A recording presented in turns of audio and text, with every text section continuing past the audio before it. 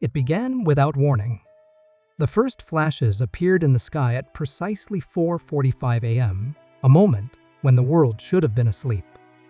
Across the globe, from the bustling streets of New York to the quiet expanse of the Sahara Desert, people stopped in their tracks. The sky, once peaceful, now glowed with the eerie light of descending alien ships. The atmosphere shifted immediately. Humanity's illusion of safety was shattered in an instant. I in the center of New York. Ava Mitchell stood in the street, watching the night sky crack open like an egg. Her heart raced as she saw the massive ships above, far larger than anything human-made. The news began reporting, but there was no coherent message, just chaos, confusion, and the shrill sound of sirens blaring. This wasn't just a moment of conflict, it was an unprecedented event. Ava didn't panic. She was a soldier, trained for moments like these, but even she could not fathom the scale of the danger. The attack had come. The war for Earth had begun. Ava Mitchell, once a college dropout, had found her place in the military, driven by a sense of duty to protect the world she once thought was safe. She had known hardship before, but nothing like this. She had seen wars, the scars of human conflict, but this was different. This was an invasion from a force unknown, and most importantly, not from another country, but from another galaxy. Her partner, Marcus Daniels, was a young officer, eager, talented, but still green. A product of a society that had long enjoyed peace, he wasn't as familiar with the harsh realities of combat. His eyes, wide with fear when the ships first appeared, told a story of someone unprepared for the unimaginable. But Ava saw potential in him. She saw what a person was capable of when pushed to their limits. In those first few hours after the initial attack, as the world descended into panic, the two of them found their mission. With governments crumbling and communication lines down, their goal became clear: protect the last bastion of humanity, a fortified stronghold in Washington, D.C. It wasn't just a matter of survival. It was the last spark of hope for humanity's future. The alien ships began their descent toward Earth. Towering vessels, built with technology far beyond anything humanity had ever conceived, loomed in the sky, their metallic surfaces glistening under the sun. Each ship was capable of obliterating entire cities in an instant, with weapons that had no equivalent on Earth. Humanity was outmatched in every way. But there was something the aliens didn't understand. Humanity had survived wars, plagues, and natural disasters. Humanity was resourceful. They were capable of more than just fighting. They were able to adapt, innovate, and find unexpected solutions to impossible problems. This was what the invaders had underestimated. Ava and Marcus, along with their team of survivors, had become part of a growing resistance movement.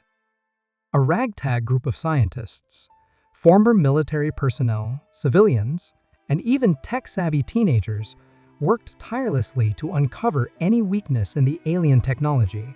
The first major clash occurred in Chicago, where the resistance set a series of traps for the alien forces. Using the city's shattered infrastructure, they created a labyrinth of narrow alleys, collapsed buildings, and hidden strongholds, catching the alien soldiers by surprise. It was a small victory, but a significant one. It proved that the aliens could be caught off guard, and humanity wasn't as defenseless as they thought. But victory came with a heavy price. As the humans retreated, leaving behind the ruins of Chicago, the aliens retaliated fiercely. The sky darkened as their warships unleashed a bombardment that shattered the city, leaving nothing but dust and broken dreams in their wake. It was a reminder of the power humanity was up against. Yet, despite the overwhelming odds, Ava and Marcus remained resolute. They had to protect D.C. They had to find a way to fight back. Days turned into weeks as humanity struggled to hold ground against the alien forces. In the shattered remains of what used to be the capital, Ava, Marcus, and their team were on the brink of despair. Resources were dwindling. The aliens had adapted, learning from their initial losses. Their strategies were becoming more sophisticated, more brutal. Human casualties mounted with each passing day. But it was in this darkest hour that hope emerged. A breakthrough came from an unlikely source.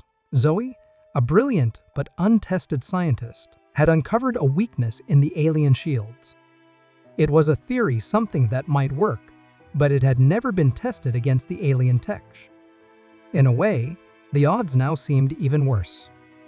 If Zoe's plan didn't work, humanity would face complete annihilation. "I can't promise it'll work," Zoe said, her hands shaking as she adjusted the settings on the makeshift device they had created. "But it's the only chance we've got." Ava and Marcus exchanged a look. There was no choice but to trust her. In the dead of night, the humans launched their desperate counterattack. The satellite that Zoe had modified, now armed with a frequency-modulated signal, was their last hope. As the alien ships began their bombardment of Washington, the device was activated. The frequency pulsed through the atmosphere, resonating at a level that disrupted the alien shields. It worked. For the first time, the alien defenses faltered. The ships, once invincible, were now vulnerable to human weapons. Ava and Marcus, leading the charge, knew they had their one shot. It was now or never. The final battle erupted as the alien fleet descended into Washington.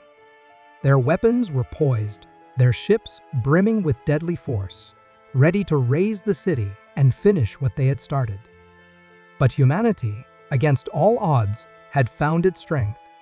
Ava and Marcus fought side by side, as they had always done, but now they were no longer fighting for survival. They were fighting for humanity's future. For the first time, the aliens experienced the true force of human ingenuity. Each tactical move, each calculated decision, turned the tide in favor of the humans. The battlefield, once chaotic and disorganized, now became a symphony of human resolve. Ava, wielding a weapon she had never imagined herself using, found herself taking down one alien after another, while Marcus coordinated their team with precise, unwavering focus. The resistance had become a force to be reckoned with. The turning point came when the last of the alien ships fell, their forces scattered, their command structure in disarray. In a final, desperate attempt, the alien fleet tried to retreat, but it was too late. The frequency-modulated attack had crippled their ability to communicate and retreat in a coordinated fashion. Humanity, through sheer determination and bravery, had won. As the dust settled, Ava stood on the steps of what remained of the White House, overlooking a battlefield strewn with debris. The alien fleet, once an overwhelming force, now lay in ruins. Humanity had won, but the cost had been immense. Thousands of lives had been lost, entire cities reduced to rubble, but humanity had risen from the ashes. Ava looked over at Marcus, his eyes tired but filled with pride. "We did it," he said softly, as if still trying to believe it. "We did," Ava replied. "And now we rebuild." Humanity's victory was not just a military one.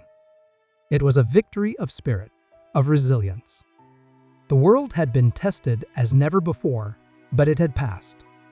Together, humanity had shown that it would never back down from any challenge, be it from the stars or from the darkest depths of despair. The sun began to rise, casting a soft glow over the ruins of the Capitol. Ava and Marcus knew that they were not just survivors.